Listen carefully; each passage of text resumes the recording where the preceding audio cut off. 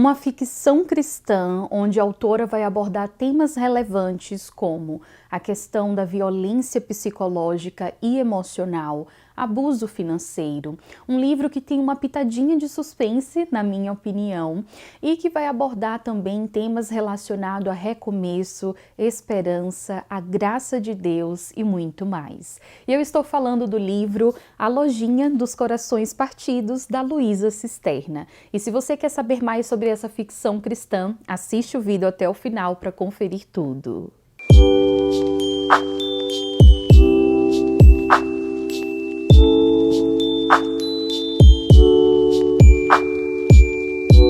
E antes de continuar, aqueles avisos que vocês já sabem, mas é muito importante lembrar, principalmente agora no comecinho do vídeo. Não esquece de deixar o seu like para ajudar a amiga aqui. Quando você faz isso, que é algo bem rapidinho, não custa nada, um clique, você deixa o seu like. Além de apoiar todo o meu trabalho aqui na internet, você também ajuda a propagar o projeto e desde já eu super te agradeço. Aproveita e faz a sua inscrição para conferir todos os conteúdos aqui do canal e ativa o sininho para receber um lembrete, um aviso assim que eu publicar vídeo novo. Me segue lá no Insta para conferir toda a nossa programação, novidades, dia a dia, tudo em tempo real. E aqui abaixo na descrição eu vou deixar links de acesso a todos os nossos projetos. E também você pode conferir mais informações através do site idsingular.com. O livro A Lojinha dos Corações Partidos, da Luísa Cisterna, é uma ficção cristã.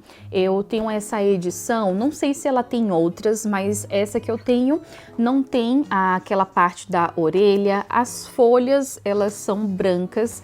É uma coisa que eu não gosto muito, prefiro a folha amarelada, mas não foi ao ponto assim de atrapalhar essa leitura, que foi incrível. A Luísa é uma escritora brasileira, mas ela mora aqui no Canadá e ela tem várias séries de livros. Esse livro em específico faz parte da série Grace Haber, vocês podem ver aqui, e esse é o primeiro livro. Aqui vamos conhecer a história da Nina, casada há mais de 5 anos com um cirurgião plástico muito renomado. Durante esse tempo ela lidou com muitas dores, com sofrimento, com um tipo de violência que é expressa onde ninguém vê, mas só a pessoa que está lidando com isso sente. E eu estou falando da violência psicológica e da violência emocional. Não aguentando mais viver dessa forma, Nina decide fugir e recomeçar a sua vida. Então vamos acompanhar o seu plano de fuga, e é nesse momento que tem uma pitadinha aí de suspense. Sem destino, em uma viagem de trem, ela acaba conhecendo uma senhora misteriosa que oferece para ela um bilhete para conhecer Grace Haber. É uma cidade tipo interior. E ela, sem um destino assim específico, acaba, sem hesitar, aceitando essa proposta. Lá em Grace Haber, ela conhece uma vizinhança muito diferente.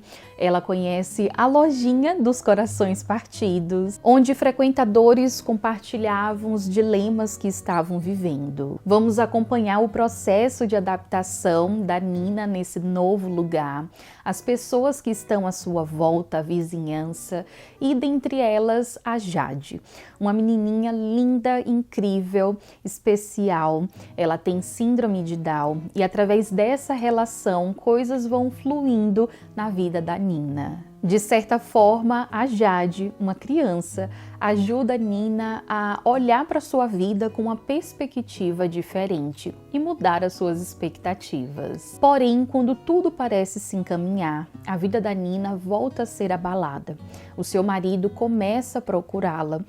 E isso é tudo que eu posso compartilhar com vocês para não dar spoiler e não atrapalhar a tua experiência de leitura. Fiz a leitura junto com as meninas do clubinho da Singulete Literária e tivemos uma experiência incrível de discussão desse livro. E então eu resolvi separar alguns tópicos que eu quero compartilhar com vocês do que conversamos sobre o livro. Quero compartilhar um pouco da minha experiência e da minha impressão sobre o conteúdo. Com relação à autora, ela é cristã, como eu mencionei, ela é brasileira, mora aqui no Canadá, em uma província um pouquinho distante dessa que eu moro.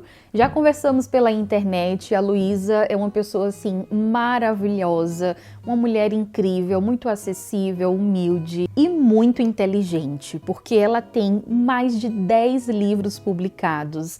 Esse livro que eu estou apresentando para vocês faz parte de uma série, mas ela tem outros livros também, e eu pretendo fazer a leitura de todos os livros dela. É uma das minhas metas, ler as ficções, né, os livros que ela escreve, porque essa foi a minha primeira experiência lendo algo dela e eu me surpreendi com a escrita, com o talento e o dom que ela tem. E já falando sobre a escrita, não tenho muito o que dizer. O livro tem no total de 226 páginas. É um livro mais curtinho, mas é uma ficção cristã tão envolvente, porque cada capítulo te dá o desejo e a curiosidade de querer saber o que é que vai acontecer com a história da personagem principal, como vai ser o desenrolar, né, da narrativa. Sobre os temas abordados, eu achei assim uma história muito autêntica, um assunto que precisa ser abordado dentro da ficção cristã, para que nós, né, o público cristão, possa ter isso como uma ferramenta para que a gente converse e fale sobre assuntos tão necessários.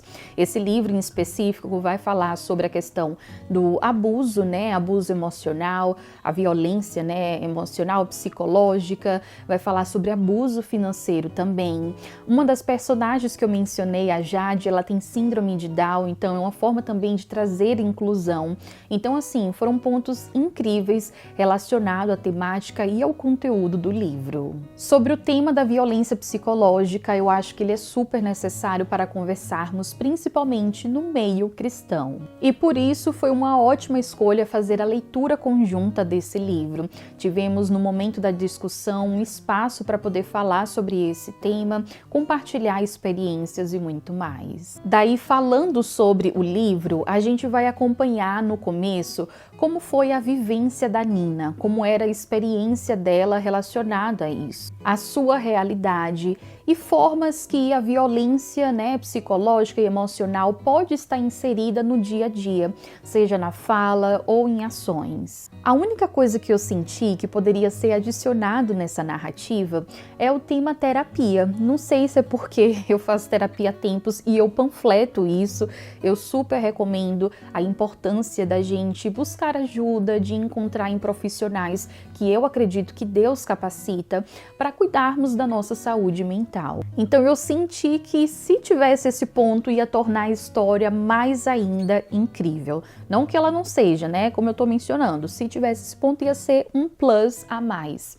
Porque na primeira parte a gente vai conhecer um pouquinho sobre essa realidade, sobre o dia a dia dela, como é que estava inserido, né, essa questão da violência, que é uma violência pouco dita, né? Talvez hoje a gente consiga falar de uma maneira um pouco mais clara, mas ainda assim é menos dita, menos falada do que uma violência física e de outros extremos. Daí, na segunda parte do livro, a gente já vai acompanhar o processo de mudança dela, recomeço e muito mais.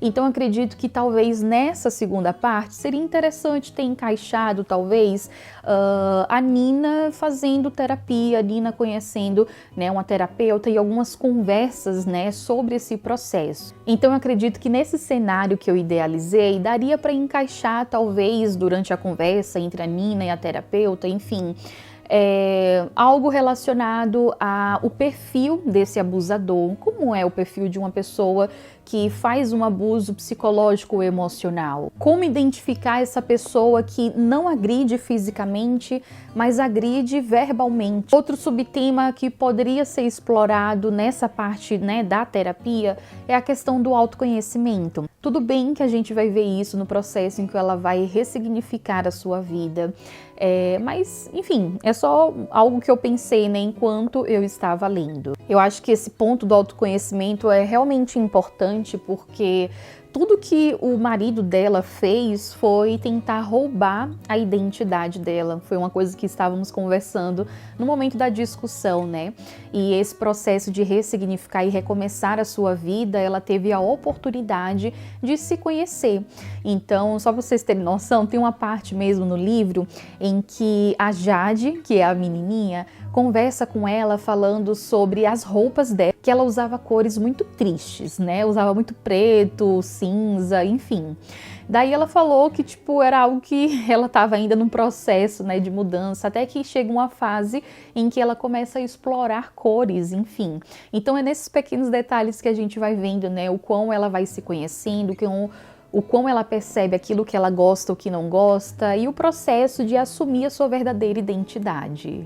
Então aqui são coisas que eu fui sentindo, sabe, como leitora, durante aí a minha experiência de leitura. Compartilhei isso com as meninas do clubinho, algumas identificaram também. Mas enfim, isso não significa que o livro não é bom ou algo do tipo, não, gente, não tem nada a ver. É só mesmo algo que eu acredito que seria uma cerejinha ali no bolo. Falando sobre o processo da construção dos personagens, eu senti que poderia abordar um pouquinho sobre o histórico, sobre o background desse abusador, né, do marido da Nina. Porque eu acredito muito que pessoas feridas, elas acabam ferindo outras, né? Então entender um pouquinho do que foi que aconteceu talvez com ele, não necessariamente se aprofundar nisso, sabe, para que não venha ser o foco, mas tipo trazer de alguma maneira o que aconteceu com esse marido para ele se tornar essa pessoa e acabar fazendo, né, o que fez com a Nina. Daí falando mais sobre essa segunda parte do livro, que é o processo de recomeço, quando ela está em Grace Harbor, o processo de adaptação dela, onde ela conhece novas pessoas, falando mais específico da Jade, né, que é a pessoa a qual ela teve uma conexão assim muito linda. Eu acredito que a Jade ajudou a Nina a encontrar um novo sentido para sua vida, a olhar para a situação que ela estava vivendo e para tudo, sabe, com uma perspectiva diferente. Eu acredito muito que Jade, com a sua inocência e pureza, acabou ministrando na vida de Nina, sendo usada por Deus, né, de certa forma, para poder ser um agente de transformação. Outro ponto interessante é que nesse livro não foi necessário, assim, falar sobre Deus de uma forma super direta, sabe? Convencional. Apesar de não ter nenhum problema com relação a isso, tá? Mas ao meu ver, o evangelho ele foi mais propagado através das atitudes das pessoas. A forma em que a gente ia vendo o relacionamento entre as pessoas, como é que funcionava a dinâmica daquela vizinhança, as pessoas que a Nina teve mais conexão, enfim, como elas agiam, né? O testemunho de vida acabou impactando mais. E através das atitudes, eu acredito que foi mostrado o poder do amor, o poder da empatia, da bondade e da graça. Então, nesse processo de transformação na vida da Nina, eu vi o quão é importante ter pessoas fazendo parte disso, né?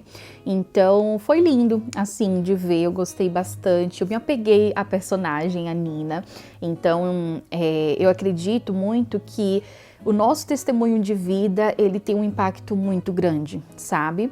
Mais do que a gente falar da Bíblia no sentido de, não que isso não seja importante, pregar o evangelho, mas eu falo assim, mais do que saber a Bíblia de Gênesis, Apocalipse, falar as referências bíblicas, é viver isso. É conhecer a palavra de Deus e através do ordinário, do dia a dia, das nossas atitudes, do nosso relacionamento com o próximo, como a gente serve ao próximo, aquilo que a gente fala, pensa, as nossas ações de fato, poder mostrar esse verdadeiro evangelho. E eu vi isso muito claro no livro, sabe? Então por isso que eu falei para vocês que não necessariamente teve essa parte, né, de falar sobre Deus de uma forma muito convencional, escancarada, sabe? Poderia talvez ter usado um pastor para ministrar na vida da Nina, enfim. Não teve isso, mas teve pessoas usadas por Deus através do dia a dia, através das suas atitudes, e isso impactou bastante.